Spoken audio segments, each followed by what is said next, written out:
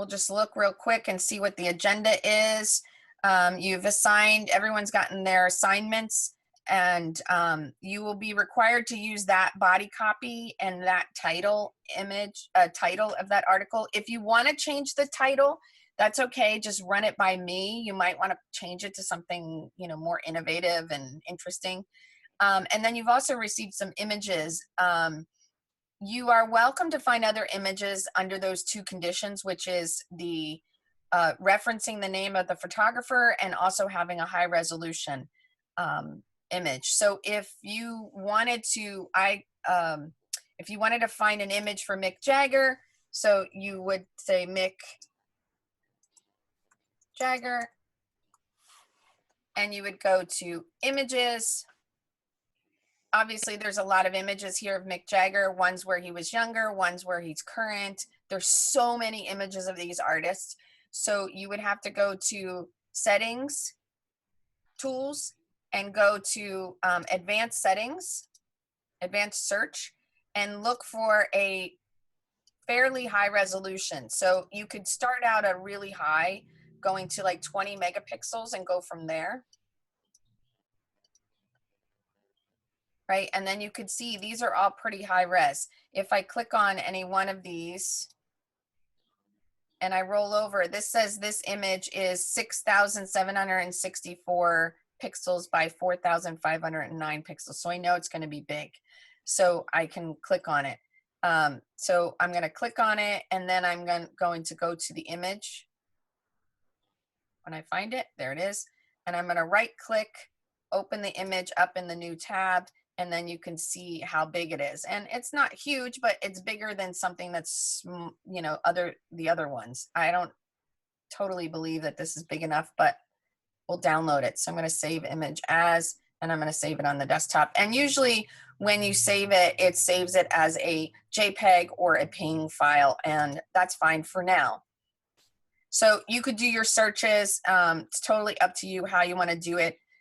I do recommend that once you do click on this, you should find out who the photographer is.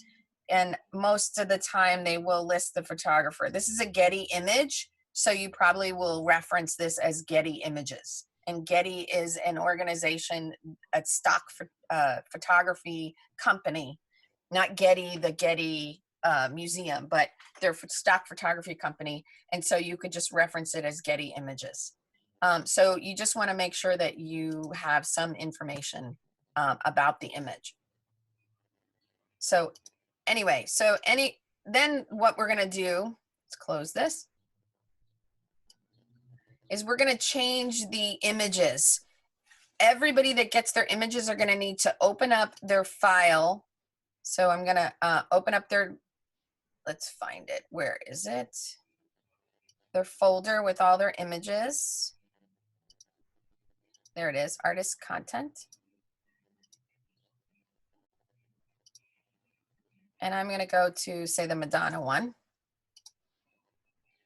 Okay, and in the Madonna one, there is all these JPEGs. So what you need to do is you need to open up every single one of these. So I can hold down the Shift key and drag these into Photoshop.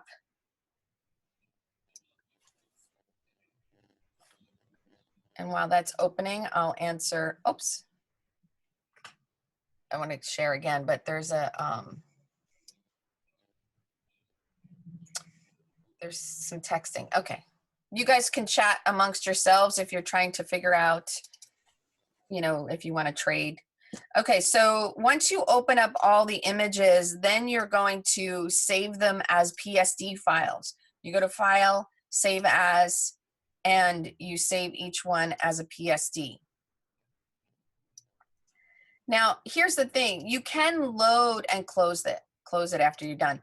You can load JPEG files into InDesign, and that's not a problem to do. You can bring JPEG files, you can bring TIFF files, you can bring PNG files, you can bring GIF files, AI files, which you probably want to keep the AI files as their original format, PDFs. But the reason why we are saving all of these as Photoshop is because when you are working inside InDesign and you're getting ready for print, you want your files to be Photoshop so that you can go in and edit them if you need to from InDesign. And it's easier to do that when they are in Photoshop. And every time you edit an image in Photoshop and you save it as a JPEG, you are losing quality. So it's best to have your files as Photoshop so that when you want to come in and make changes to the image, like darken an area because you have type there, or you want to put a gradient on some part of it, or you want to silhouette the whole figure out in Photoshop, because you guys know how to do that now. When you go to save as, you want to make sure that you're saving as a Photoshop file, not as a JPEG, because if you save it as a JPEG file, you're going to lose all of your layers. And also, every time you save it as a JPEG file, you are compressing the file.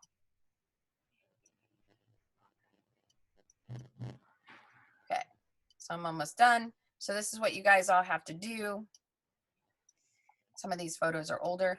And then also you can find their albums as well. You just have to make sure that they're high enough resolution and that you yeah, and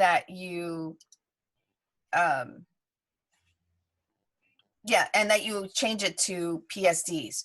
So after I do that, I can make a new file. I can make a new folder and put all my JPEGs in there, because it's a good idea to have all your JPEGs just in case you make any problems or have any problems. I'm going to show this as kind, and I'm going to take all my JPEGs right here, and I'm going to bring this into JPEG. Okay, so that's what you want to do. Eventually, if you were going to print these, you would change all of these at the end of your design. You would change all of the items to CMYK, but we're not doing that. We're keeping them all in the RGB format that they're in. Don't worry about that at all. And you don't want to be working in CMYK anyway. So any questions about changing the files as JPEG to PSD? So the next thing you want to do is you want to read over your article. So this is in a RTF file, so you can just open it up and read it. It is an older article. It's not something more current. Obviously, there's a lot of other things that are going on with Madonna, like her new album and tour. Well, that's on hold, Madam X. So this is a little bit older. So I'm sorry about that, but this is what we have right now. These articles were all gathered a couple of years ago to do for this project. So it is what it is. This article is pretty long. All of the articles are really long. You are not required to use the whole entire article, but it's just so you have it. And this is an interview, and most of them are interviews. It's just so that you, what's this one talking about other people? Yeah, this is an interview. So that's the first thing, is looking at your article and seeing what's already there. Okay. And now the next stage is to start doing your layout. And let's see what else I have here. Editorial, begin your layouts. So this information, if you go to the home page inside of Canvas and you look at on Thursday's class. So Thursday, the activities, I think it doesn't show the right activities. I'll take that off. It just, yeah, it's the same thing that you're doing, but I'll take that off. The activities you're going to be doing are actually here. You have a discussion that you have to do, which is you have to lay out your article, a magazine article, and these little things are the steps for it. Currently, when you click on the begin your layout, there is not a video linked to this. There will be a video. So the videos, all of these have videos for them, and they all equal about an hour and a half time. So you have to go through these during class time or after class time, but you have to go through all of these videos to understand how to lay out your editorial. I will be doing a demo right now, but don't rely on this demo only. you need to go through all of these as well. And currently they're not linked there, but they will be by tomorrow morning. So bear with me on that. But okay, so each one of these is beginning your layout. There's also a PDF with some steps. So not everyone has, every section has a PDF with some steps, but you can always download the PDF. If you are a learner, a step-by-step learner, this gives you information about how to go through each individual file and laying it all out. Okay, so, and here it is. This is all the steps here. Okay, so what I'm gonna do is I'm gonna start laying out just to give you an idea of how you can lay out your stuff. And then this is all in the video as well. And I'm probably not gonna go through all of this, but I'll do my best to go through a couple of things. And then finally, when we leave the class time, shortly before we leave, we'll take a break, then we'll come back. And then before we leave, I'm gonna talk to you about making multiple design layouts.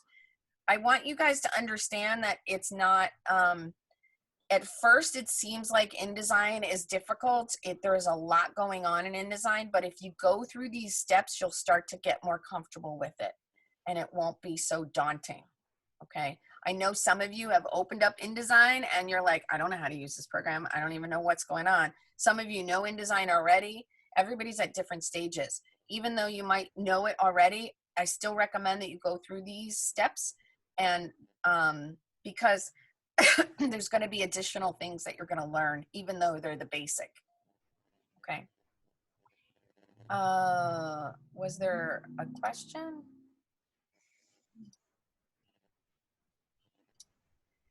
Okay, I'm going to open up InDesign. When you open up InDesign, this is the first thing that you get. And sometimes it will actually show you past work that you've worked on. I don't have that because I haven't worked on InDesign on this computer just yet. So the first thing we're going to do is we're going to create a new document. It's coming up. Just come on. There we go. So it will show you past layouts that you've worked on, but also when you come up here and you create a new document, if this is the first time you're using it like me, the settings will be at PICAS. PICAS is an international measurement tool that was used for years in graphic design before the computer. And so they continue to use it. It's a kind of a like inches and centimeters. Not many people use PICAS anymore, even after the fall of the CD packaging. Even before that, they were using PICAS for CD packaging, but they're not doing that much anymore. So you can always just change it right here and change it to inches. So we're going to change it to inches, and the size that we're going to be doing it at is, and I'm going to show it real quick because I have it hidden right here.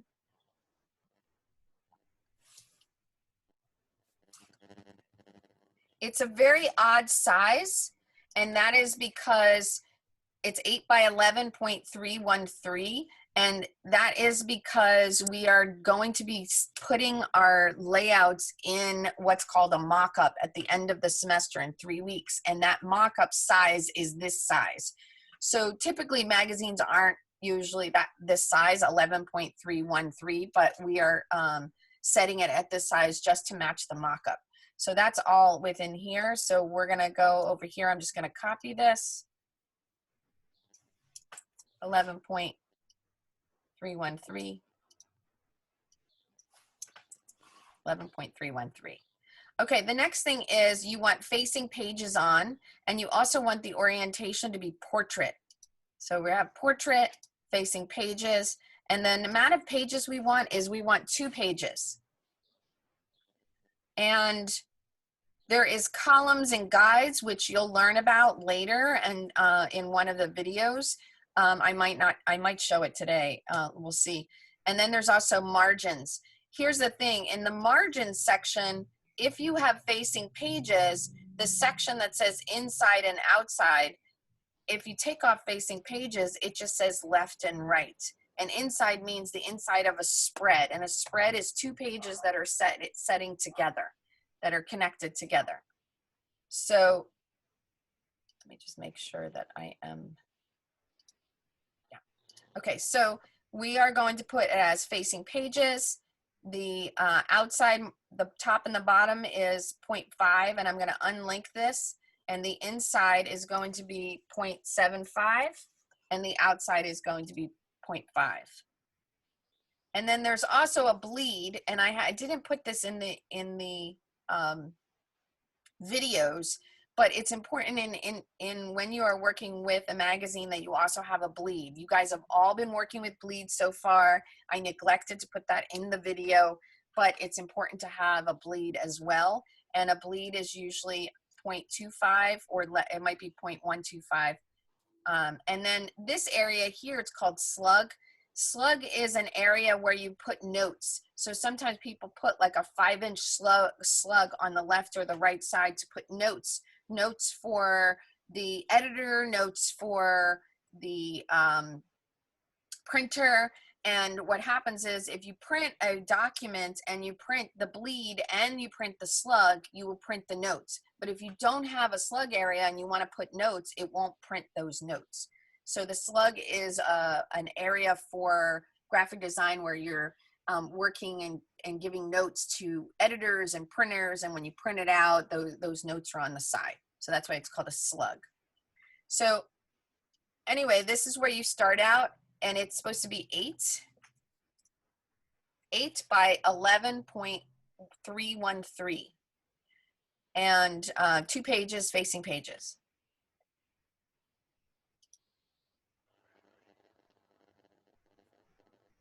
And it's going to take a little, did I just say cancel? Oh, okay. So it takes a little while to open. Okay, so inside InDesign, you're going to have a window that, panels right here, and the panels will say pages and layers and links. Also, you should have a control panel at the top. If you don't have the control panel, that is under Window, Control.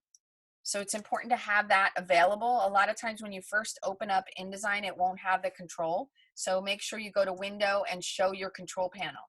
That control panel is going to save you. It's so accessible instead of finding stuff in your panels on the side. The next thing that you want to open is you want to open your Pages panel. And you can go to Window, go to Pages, and open up the Pages panel. It's also right here. This gives you an idea, because InDesign's a multiple page document type of program. This shows you how the pages are going to be laid out. This line that's right here is considered the gutter. It's the place where the spine is bound. So if it is a magazine, that's where it's bound. So this one right here is page 1 is actually the cover, and you can't bring another layout on this side because it's a multiple page document. So I want to show you how you can bring these two together. If I drag this up here, it doesn't go, it just switches. There's nothing happening. And then if I drag it over here, I can't even put it there. So this is how you do it. You have to make sure your Pages is open. You hold down the Shift key and you click on both of the, and this is all in the video, but you click on both of these pages, and you can right click on them, or you can go up to the little hamburger up here in the right hand side. And there's these two options saying allow document pages to shuffle and allow selected spreads to shuffle. So these are all here. Once you've done that, you see there are these little brackets around there, and the brackets now tell me that I can put these pages together. So I'm going to click away, and I'm going to click, and I'm going to drag this page right next to it. If I drag it over here, it's not going to connect. It does this. But I want to click and drag it right next to it and hug it really close. So there we have our facing pages, and these two facing pages are the pages we're going to lay out our our InDesign document. And then you can even see with these two pages that are facing, this margin is bigger than the outside margin. This margin is 0.75, and these margins all the way around are 0.5. Okay, so that's the first thing in setting up your pages. I'm going to save this.